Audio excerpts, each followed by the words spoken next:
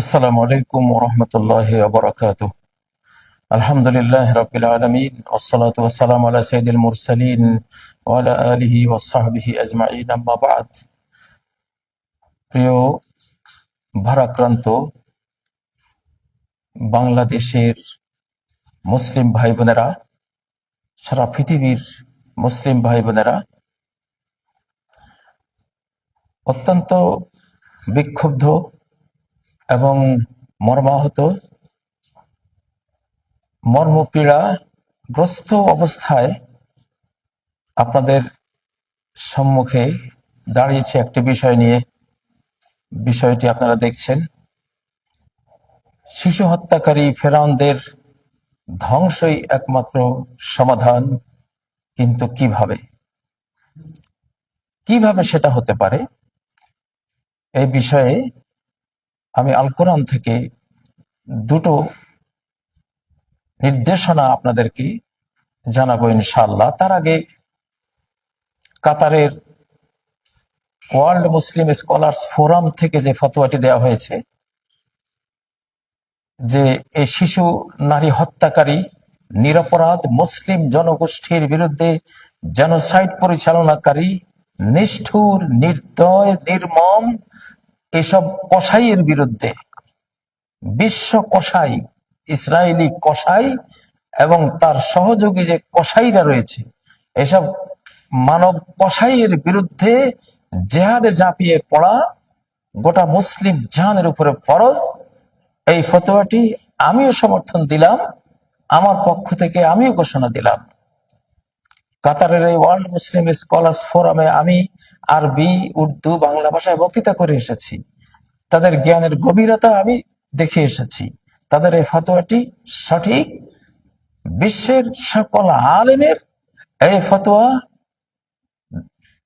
প্রচার করা উচিত এবং বাংলাদেশ সরকার সহ 57 মুসলিম রাষ্ট্রের সকল সরকারের এই ফতোয়া মেনে সে অনুসারে ফরজ, অপরিহার্য উদ্যোগ গ্রহণ করা উচিত।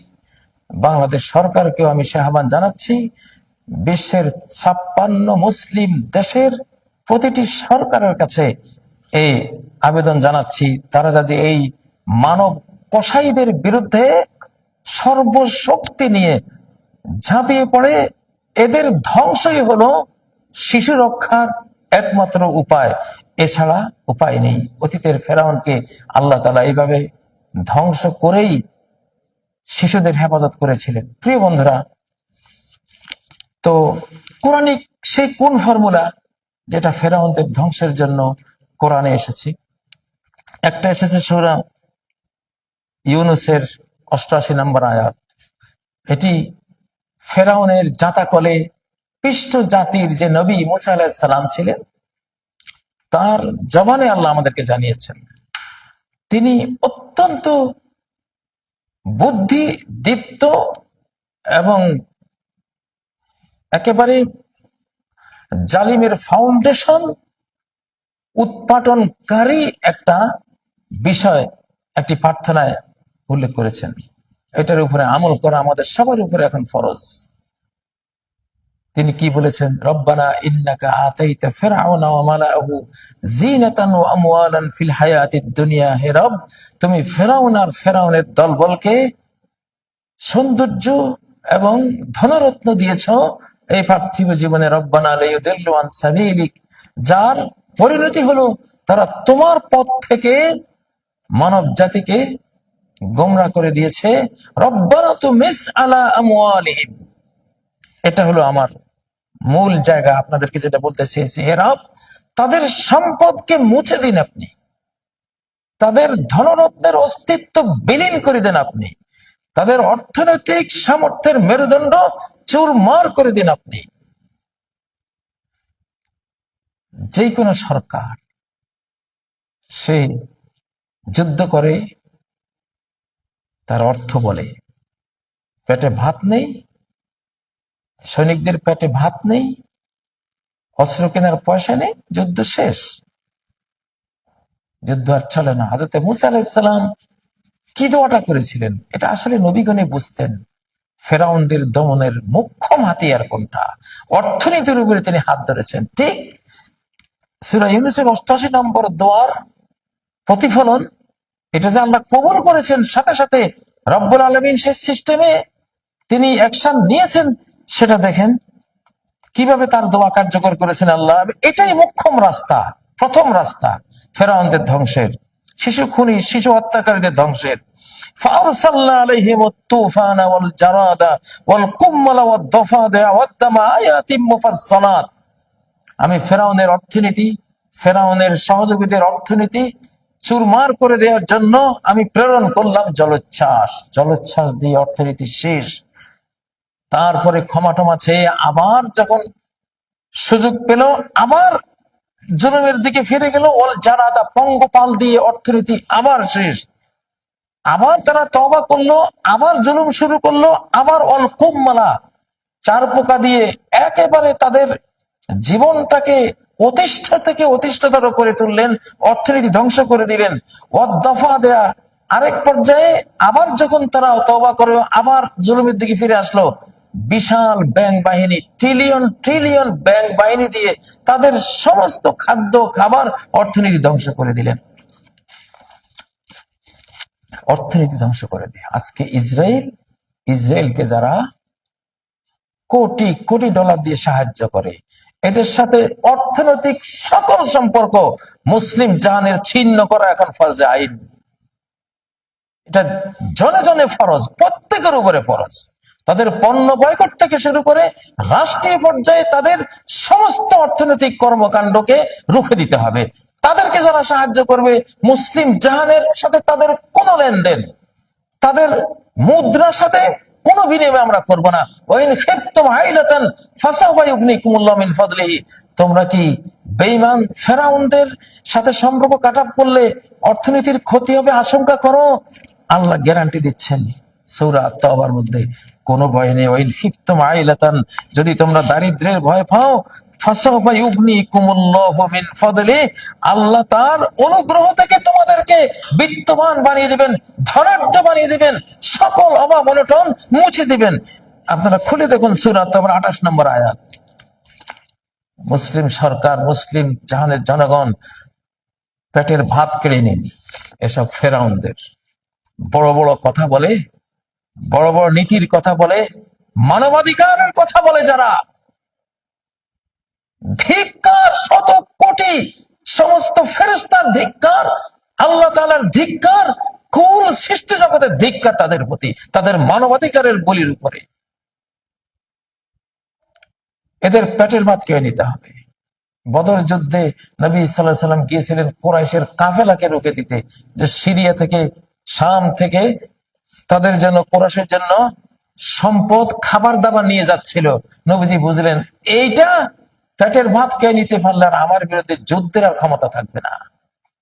ইতিহাসে বহু যুদ্ধ থেমে গেছে, সরকারের টাকা নাই, সৈনিকরা বিদ্রোহ করে চলে গেছে, সরকারও নাই, সৈনিকও নাই, যুদ্ধ নাই। এই কোরআনিক ফর্মুলা হলো ১ নম্বর। আজকে এখন থেকে এদের সাথে, এদের যারা সহযোগী সবার সাথে আগে অর্থনীতি যেটা আমরা করতে পারবো, অর্থনৈতিক সমস্ত লেনদেনের স্টপ, সমস্ত ব্যাংকিং লেনদেনের স্টপ, আমরা মরবো না না খেয়ে ইনশাআল্লাহ। আগে সেফটি ফার্স্ট, আমাদের ভাইদের বাঁচাবো। ওদের জীবনের উপরে আমাদের জীবন নির্ভর করে, বাংলাদেশের মানুষের বেঁচে থাকা নির্ভর করে। ফিলিস্তিনের একটা শিশুর জন্মকে যারা তাদের নিরাপত্তার থ্রেট মনে করে, এই বাংলাদেশের শক্তি সামর্থ্যকেও ওরাই তাদের নিরাপত্তার থ্রেট মনে করে। যে যুক্তিতে ফিলিস্তিনকে মারছে, ওই যুক্তিতে আপনাকে মারবে না, কে সে গ্যারান্টি দেবে? অতএব অর্থনৈতিক ত্রুটি এখনই আমরা চেপে ধরতে হবে, এটা ফরজ আইন।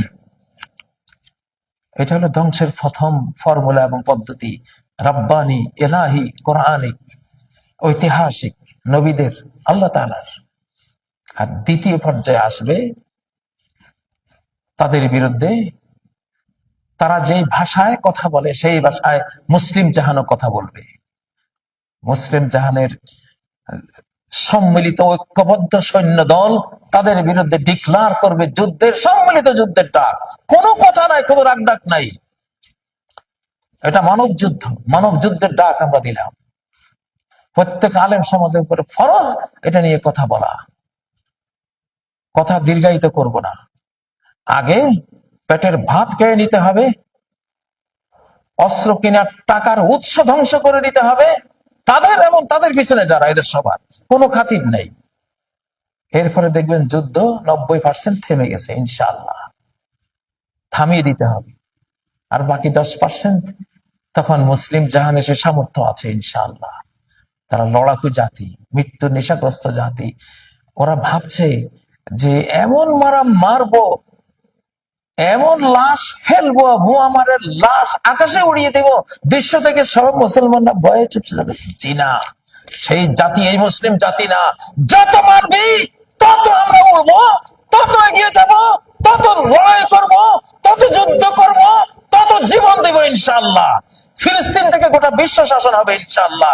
সেই দিনক্ষণ আমরা গুনছি। আর তোরা ফেরাউনরা রসাতলে যাবি, আকাশের মার, এস্টিরোডের মার, ভূমিকম্পের মার, দাবানলের মার, গোটা সৃষ্টি জগতের মার, আল্লাহর মার তোদের জন্য অপেক্ষায় রয়েছে ইনশাআল্লাহ। অপেক্ষায় থাকো। মুসলিম জাহানের প্রত্যেকটা সরকার উপরে ফরজ এদের বিরুদ্ধে, শিশুদের পক্ষে, অসহায় নারীদের পক্ষে যুদ্ধের ডিক্লার করে দেওয়া। আমালাকুম লা তুকাতিলুনা ফি সাবিলিল্লাহ। কি হলো তোমাদের, কি ব্যাধি তোমাদের অন্তরে হলো যে তোমরা আল্লাহর পথে যুদ্ধ করো না? ওইসব নারী পুরুষদের রক্ষার জন্য আল্লাহ কি বলছেন? এই যে সূরা নিসার 75 নম্বর আয়াত, তোমরা কেন যুদ্ধ করো না আল্লাহর পথে, এবং ওই সব জাতিকে রক্ষার জন্য কেন লড়াই করো না যাদেরকে দাম্ভিকরা, ফেরাউনরা তাদের পক্ষ থেকে হীনবল করে দিয়েছে, তাদের স্বাধীনতা কেড়ে নিয়েছে, রাষ্ট্রীয় পরিচয় কেড়ে নিয়েছে, তাদের বেঁচে থাকার অধিকার কেড়ে নিয়েছে, তাদের খাবারের অধিকার কেড়ে নিয়েছে, চিকিৎসার অধিকার কেড়ে নিয়েছে, শত দিক থেকে তাদেরকে হীনবল, পঙ্গু, পর্যদস্ত করে রেখেছে। এসব মুস্তাদাবিনের পক্ষে হয়ে কেন তোমরা লড়াই করো না? কি কজ থাকতে পারে? কোনো কজ নাই, লড়াইতে ঝাঁপিয়ে পড়ো তোমরা। মিনার রিজালি ওয়ান নিসাই ওয়াল বিলদান,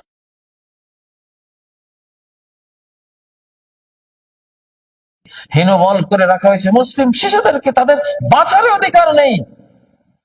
মনে রেখো, শক্তির অপর নাম শান্তি। একটি সূরা আর-নিসার 75 নম্বর আয়াত যেটা দিলাম, এটা লম্বা আয়াত। তা যাই হোক, আল্লাহ তাআলা আমাদেরকে তৌফিক দিন। জিহাদের যে ফতোয়া মুসলিম স্কলার্স, ওয়ার্ল্ড মুসলিম স্কলার্স ফোরাম থেকে দেয়া হয়েছে, এটি সত্য, এটি দালিলিক, এটি বাস্তবতা। যার যার অঙ্গন থেকে এই পবিত্র যুদ্ধে, এই হোলি ওয়ারে অংশ নিতে হবে না ফরজ আইন।